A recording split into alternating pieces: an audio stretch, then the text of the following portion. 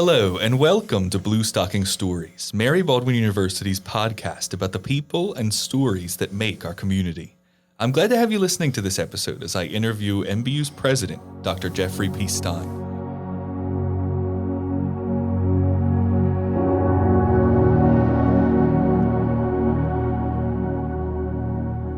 Welcome, Dr. Stein, and thanks for joining me today. Thank you, Keith. Thanks for making this possible. I love this podcast and hearing Mary Baldwin voices. You're doing a great job. Well, I've been excited to have you on for a couple weeks, some scheduling back and forth. Yes. But I'm so glad you're finally here. And we're here to talk about big things at Mary Baldwin. All right, we'll get to the Elevate MBU strategic plan and some other exciting additions around campus. But first, before we get into that, I just want to ask, how are you doing? Well, that's a nice thing to ask. On? You know, one thing I was going to say really quickly here is it's really exciting, Keith. You know, I met you during the interview process. Before you even joined us. Before I was, named the president. And so I've seen you go from graduate student a little bit to then, as you were figuring out what's next and working and just finding your home in all these areas around writing and bringing voices to life. And it's really exciting for me to get to watch that, but I hope it's exciting for you because I see your future sort of expanding every day, and that's powerful. And hopefully speaks to, a Mary Baldwin education, but it speaks a lot about you. Well, and I mean, I appreciate it first off, but when I think about these things, it all comes down to this community, right? To being confident to try the things that I want to do. Yes. Because I know that the people around me will have my back through it. Right. Which is so interesting that is what I hear so often about. I mean, I'm new. It's still only a year and a half. And I said it at inauguration. I hear it all the time where people say, I didn't think I could do X, Y, or Z. I had no idea if I could make it. And Mary Baldwin taught me that I could. So that's pretty exciting. And it's exciting for me to hear you say that was how it's played out for you as a student. But I hear you saying as a professional staff member, because I think faculty and staff work really hard at Mary Baldwin and don't always get enough credit and don't always realize how much they're changing lives. You asked me a different question, though. You said, how am I? And just talking about this time at Mary Baldwin, I've been using this expression about two-eyed leadership. Rob Beer uses this term talking about how we have to focus on the urgent and the now as well as the long-term future. And I think we'll probably get into that. But if we're going to be helping students today and every day, we're focused on the now, and there's always issues of the moment. And then there's this notion that we need to be thinking long-term about how do we meet the future? How do we help students to meet the future? How do we grow and change? And that's sort of been this sort of a foot on two moving icebergs, if you will, or ice flows, that I think we're navigating right now and that we have to be aware of. Just in a short period of time, we have a new strategic plan. We have a new common curriculum coming forward for undergrads. We have new investment in online programs. We have a new skills portfolio coming out in the fall. All these things together, that's a lot, right? Some of which will affect next fall. Some will be long term. But then I'll be honest, I just came from Hunt Dining Hall. Sure. And it was a day where we said, hey, executive staff's going to be in the dining hall. And we were giving out these bracelets, the all in together, just to have conversation about how can we be together? How can we be one community? And it just never ceases to amaze me how much students bring that energy and how they are what this is about. And you asked how I am. When I have days where I wonder about the future of higher ed, or wonder, how are we going to do all this at Mary Baldwin? It's students that make me realize, and remind me, this is what it's all about. They're the future. They're working hard. They're excited. They're frustrated. They're tired from not sleeping, but they're the future, and they are powerful. And I think we have a lot to be proud of when it comes to our students. So to put a cap on how are you doing? Energized, I think. I think that's true. This place always makes me feel a little more energy. You bet. You've already gotten us there, I think. So okay. I need to start asking about this Elevate MBU strategic plan. Right. So I think that the simplest way to start in on this topic is to ask you from a high altitude perspective, and especially with those who haven't been keeping up with Sure. things in mind, what is going on with this plan? Are you saying that not everyone has been reading every word of our strategic plan? That's a joke.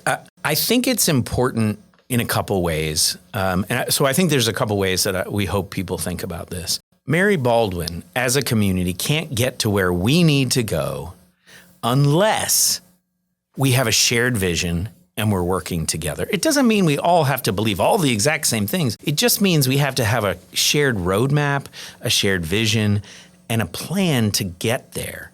And it was important for me as a new president to make sure that we took last spring and summer to ask hundreds of students, faculty, staff, alumni, local community members, trustees, what are you thinking about? Where do you think Mary Baldwin needs to go? And what do we need to protect at Mary Baldwin's core? And so getting that feedback allowed a strategic planning committee, but also lots of those folks who were giving their feedback to think about what might we do to get there. So the one piece about this is roadmap, shared vision, right? We've also said in the plan that this is the plan we need today. It's not the plan for 100 years from now or 20 years ago.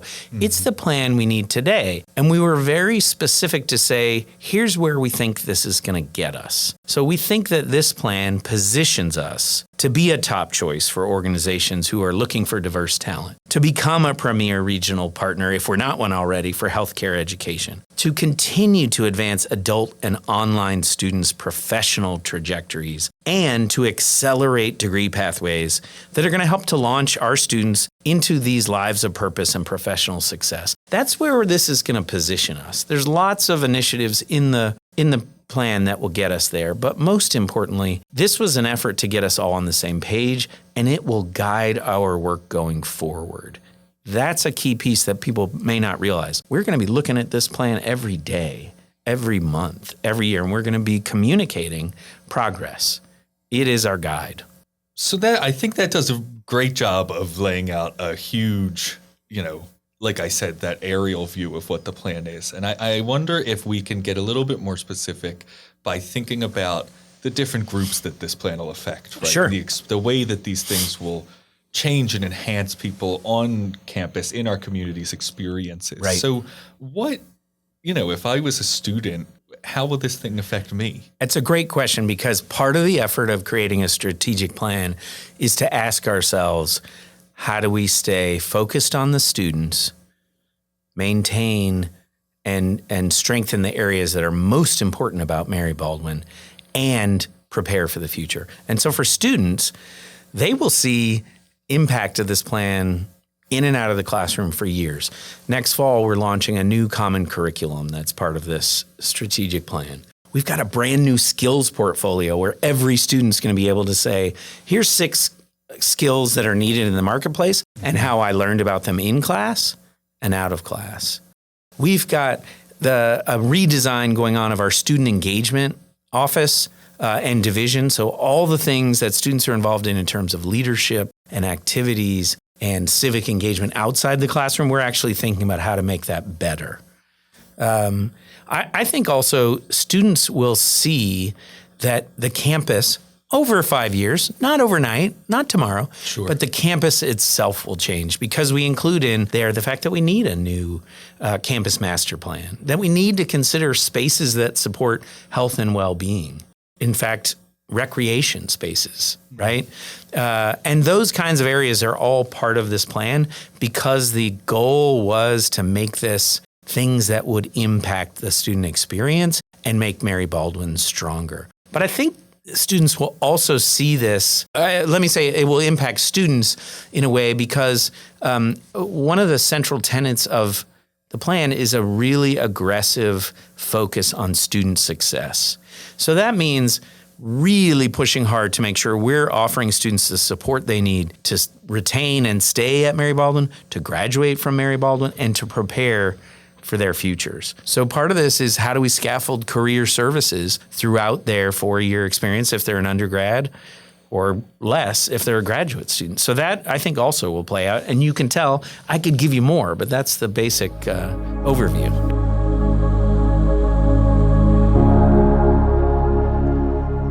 What I'm picking up on is that theme of optimization.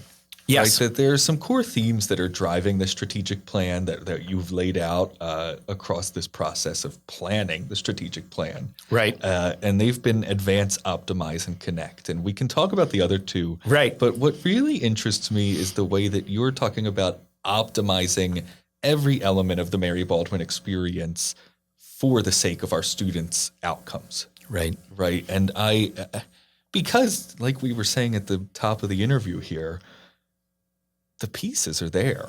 Oh, yes. Not only are the pieces there, the people are there. And that's something that has always been at the core of who Mary Baldwin is. This is a relationship-driven business, if you're going to call it a business. You know, what we do is about people.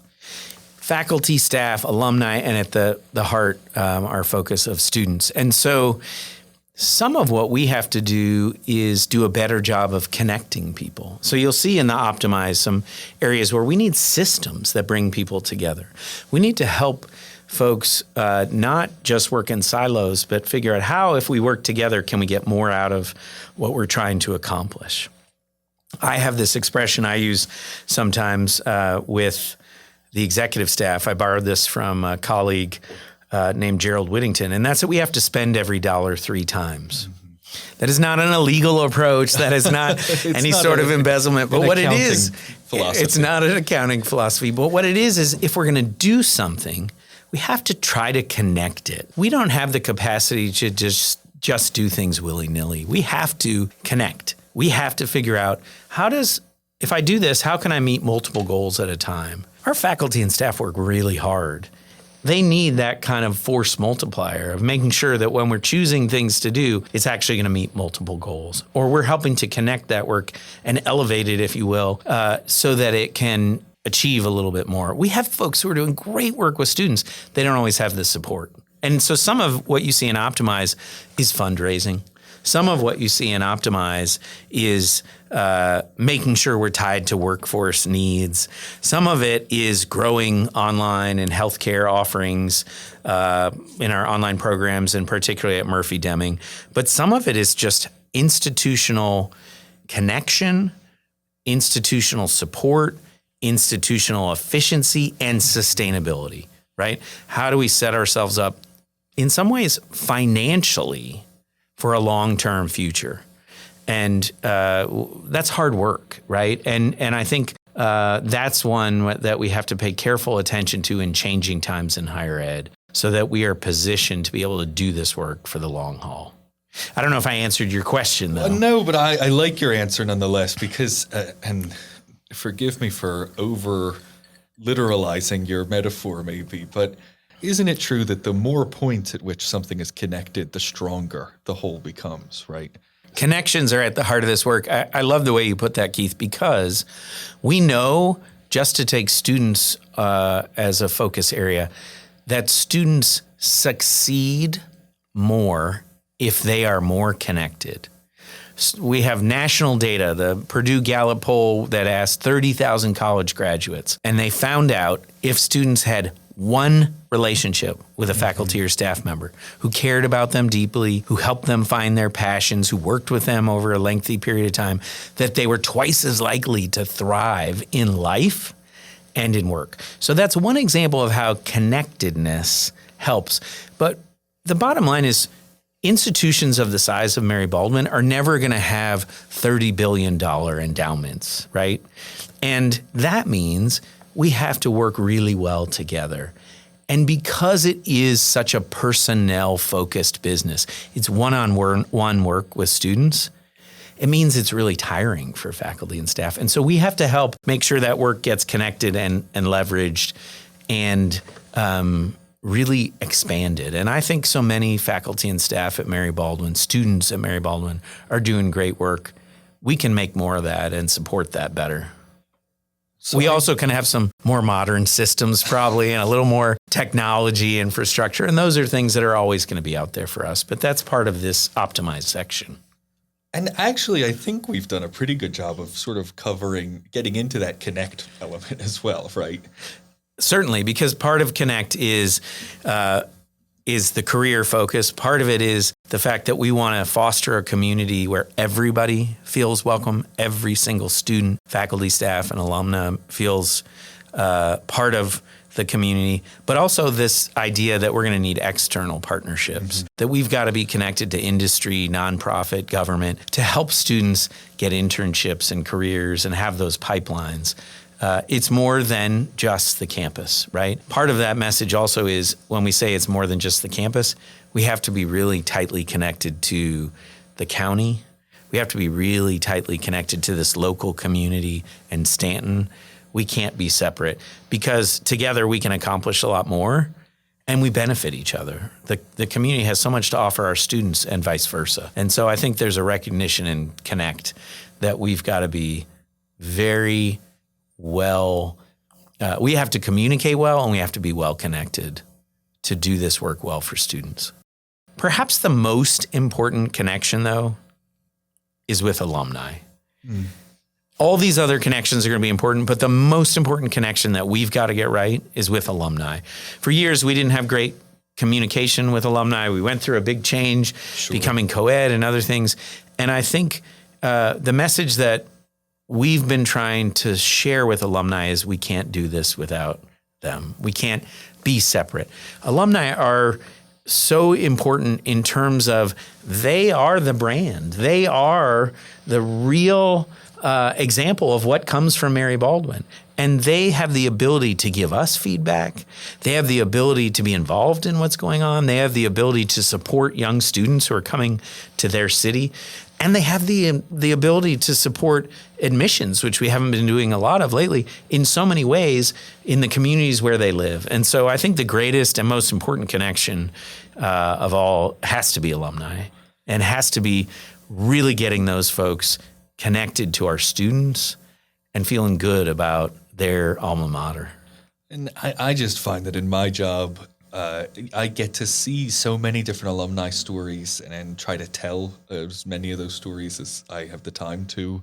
And our alumni base is just sort of this endless font of incredible stories, right? Like and to your point, the stories of our alumni are what our prospective and current students are interested in hearing about as well, right? That the possibilities that the alumni represent are what our students are kind of most craving.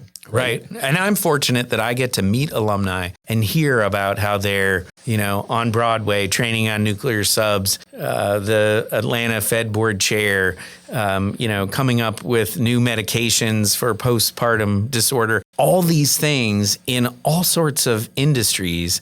And telling that story of, well, I wasn't really sure when I got to Mary Baldwin. I didn't feel that confident. And here they are changing the world. And knowing, I want to pause before I say this, but knowing that Mary Baldwin was a part of that, that's what alumni tell me. That it changed their lives, that it gave them confidence, and they couldn't be who they are today without it. That's a powerful statement and testament to this community at Mary Baldwin and what it can do for young people. And before we move forward, I do just want to make sure we touch on advance. Yes. That third, I guess usually we list it first, don't we? So tell me about advance because, and this has been useful for me because, they're kind of general words. So it's nice for me to hear you put some more specific meaning behind them. Happy to. Advance is really where we start the plan because it's starting with that aggressive agenda for student success. So all our work with the Gardner Institute and to make sure that students are not only doing well in terms of well-being and physically, but that they are retaining, they are graduating, and they're going on to great lives. This is the new undergraduate student curriculum in terms of the common curriculum. This is the skills portfolio. This whole undergraduate student experience that we're redesigning is in advance.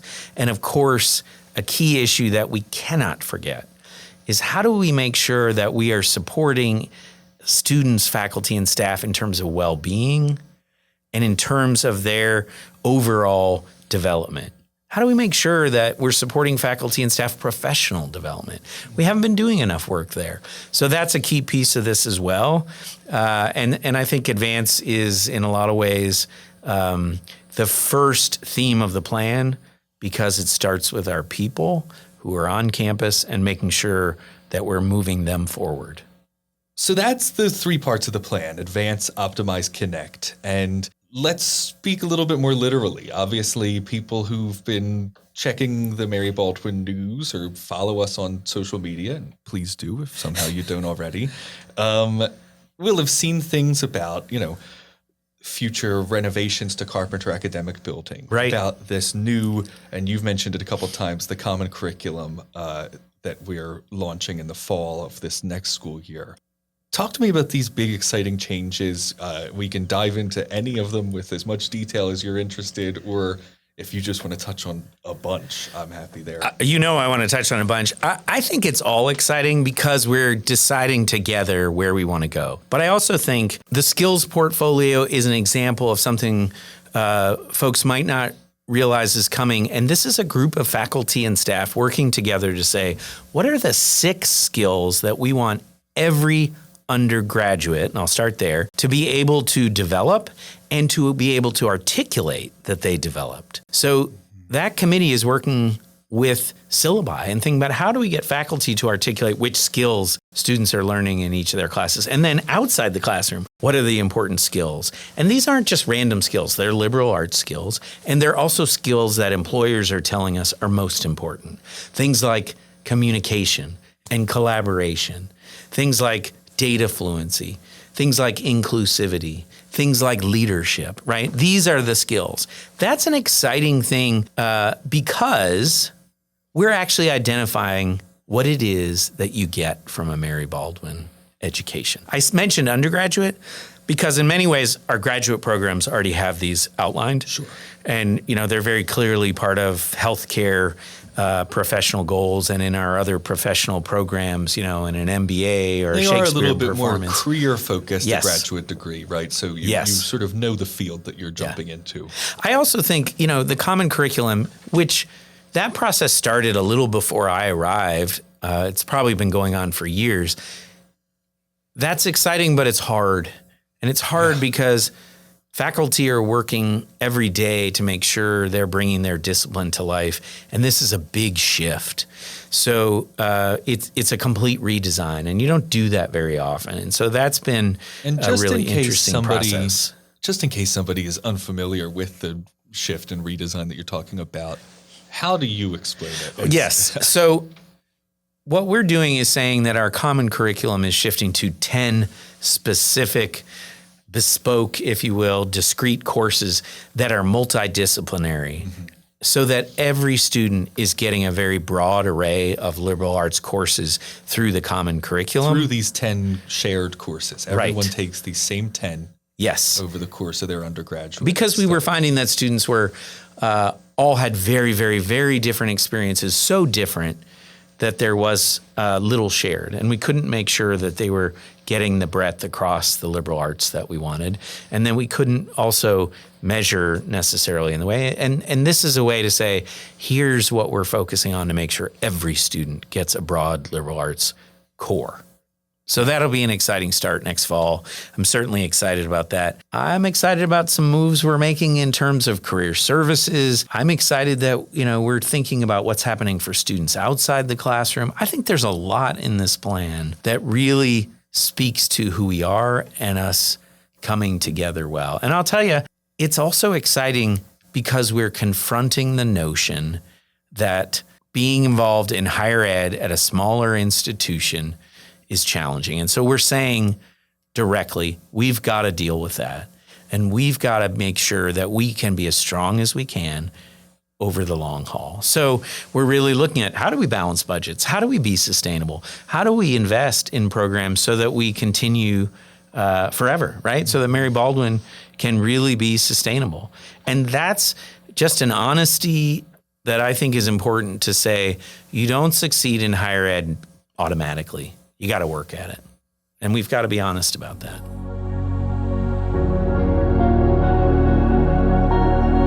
And what I'm fascinated about here is the way that addresses a huge problem that even I experienced with graduating from college, which is that you graduate with your degree, you're ready to enter the workforce.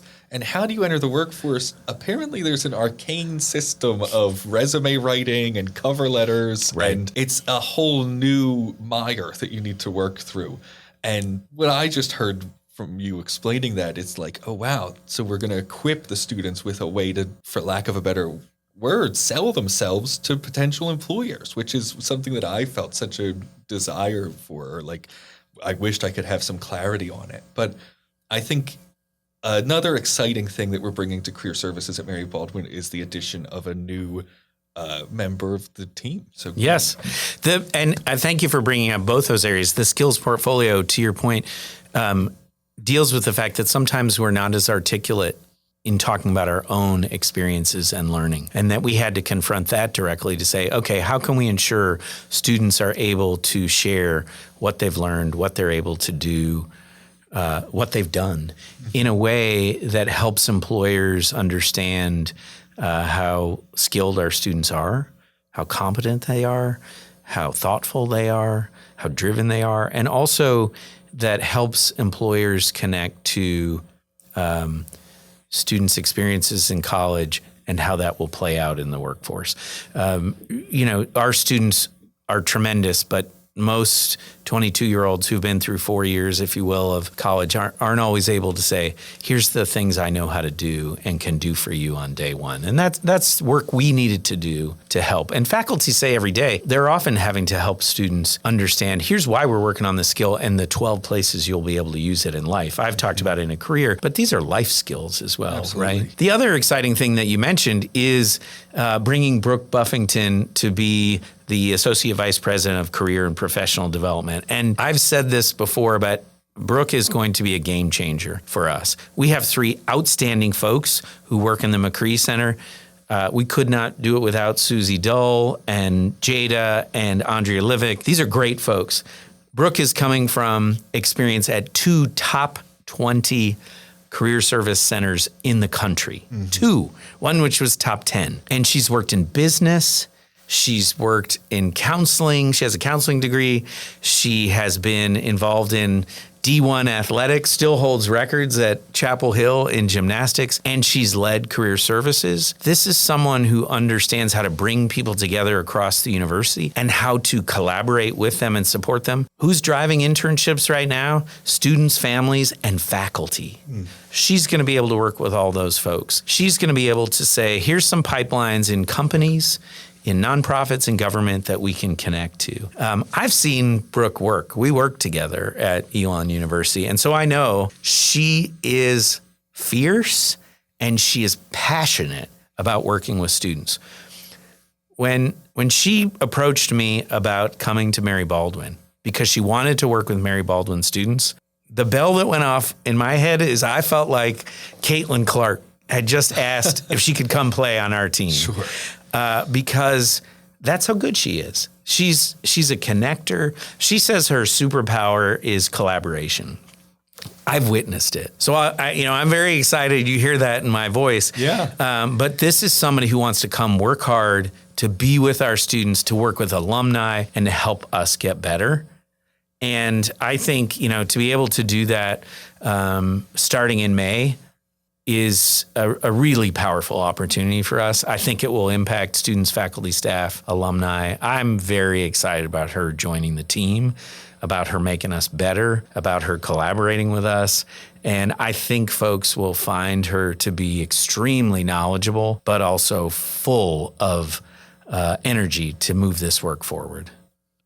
What this does is not only give us a 4th person, but it gives us great listening and just that ability to focus across campus in ways that are powerful. I actually brought Brooke a student one year after. I didn't know her very well at the time, but I brought her a student that I had met when I was at Elon. I brought Brooke a student the day after commencement. This was a senior who had no job, hadn't been working at it. And by July, this student had an amazing job in New York City. Now, I can't guarantee that for everyone, but this is the kind of work one-on-one with students and with faculty and departments that I think we'll see moving forward. So speaking of borrowing from the knowledge of others, I'm interested in asking about some of the partnerships that Mary Baldwin is engaged in.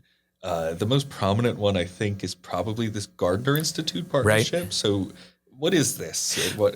Yes. Who are they? So Mary Baldwin was invited by the Gardner Institute to participate in a 5-year transforming post-secondary education program.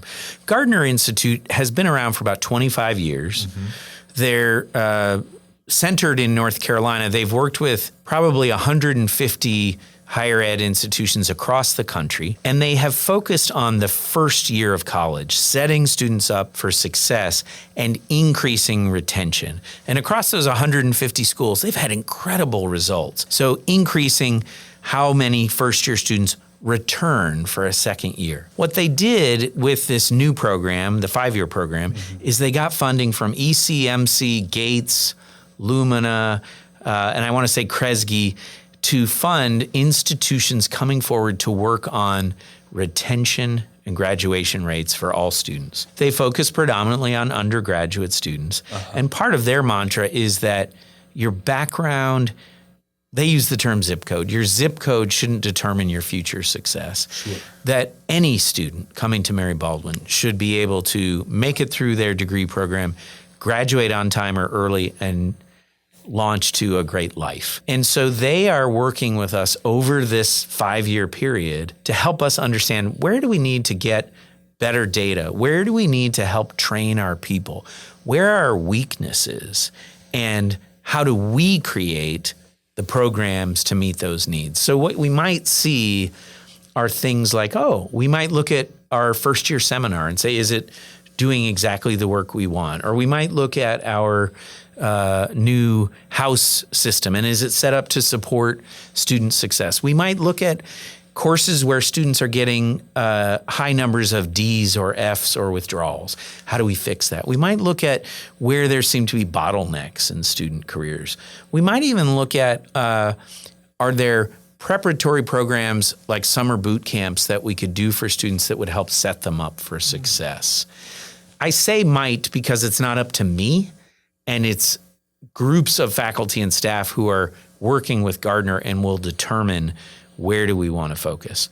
What are the ways that make sense at Mary Baldwin for us to help students do better? We know there's an issue with absenteeism all over the country in K-12 education. We know that students are behind because of COVID. How do we best meet those students where they are? And in particular, our students, so that they can succeed. Nobody can do this alone. How do we make sure we support our students to do well? And what's so nice about this Gardner Institute partnership, it seems to be that their approach is a lot like the approach that you and we have espoused here at Mary Baldwin, right? That listening first, yes. Right? That the engagement is with the faculty and with the student experience, rather than, I think, the fear when you hear about somebody's partnered or a consultancy or something, which is the kind of thing that this sounds like at first, is that it's a high level, they're just prescribing, and it's... That is a great point, Keith. The work with Gardner Institute is a consultancy where they come to us and say, here's some best practices, here's some things to think about. Let's talk about what you're seeing. Why don't you go and think about what makes sense at Mary Baldwin, what you want to focus on? And our faculty and staff who are working on the Gardner initiatives will actually be the ones to propose the solutions. Gardner doesn't come in and say, here's how to fix it. And I think we're seeing that also with our consultancies around enrollment management, both in the online sphere and in undergraduate. Both are areas where we said, we can do a little bit more. Our own internal Office of Integrated Communications folks redid our brand, but it's these folks that are helping to say, here's some of the best practices in enrollment management. How might you adapt those? And I think, one of the things that we can learn is that we don't have to know it all. We don't have to do it all. We can bring in experts. We don't have to even pay them, right? We're going to need the expertise and the goodwill and the support of others across the country to be as strong as we can be.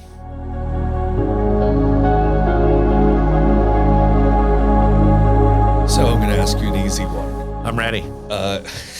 with everything we've talked about in mind, and you can answer this as abstractly or concretely as you'd like, where do you dream for Mary Baldwin to be in 5 years?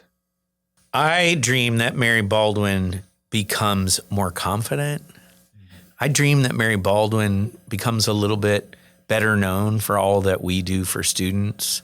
I dream that our students complete and graduate and find the lives and careers they want at higher levels, higher numbers. I think that right now, higher ed is going through a lot of transition.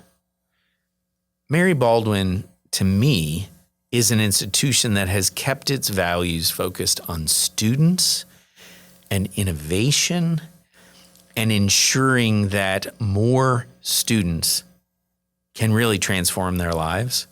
And so I hope that we get to put that in hyperdrive. I think right now, folks can see that we can do more. They can feel it. They don't always feel that they have all the resources they need. I think what we're talking about here is something that I shared with faculty and staff at the beginning of this academic year, that in some ways it's about the handoffs between areas. It's almost like a great relay team that has great talent, but isn't always great at passing the baton because we're not always connected. Yeah. I think that we know who we are. We know how we want to serve students. We just need to have the resources and the connections and the infrastructure and the support to get there. And I think we ought to be known as one of the best places in the country for finding amazing students who can transform any industry, any community, any issue, right? I think we have folks who have great futures ahead of them, and we need to be known for that. I think we have outstanding faculty and staff. We need to help get them out in the world and get people to see how amazing these folks are. So my dream for Mary Baldwin is that we become more ourselves, not that we try to be somebody else, and that we are helping more and more students. Well, thank you so much for joining me here today, Dr. Stein. My pleasure. Thank you, Keith. Thank you for listening to this interview with Dr. Jeffrey P. Stein, President at Mary Baldwin University. This has been a production of Mary Baldwin University, with music courtesy of Ivy Music via Pixabay and technical assistance, as well as a beautiful podcasting studio provided by the Stanton Innovation Hub. I'm Keith Taylor. Thanks again for listening, and I look forward to the next time.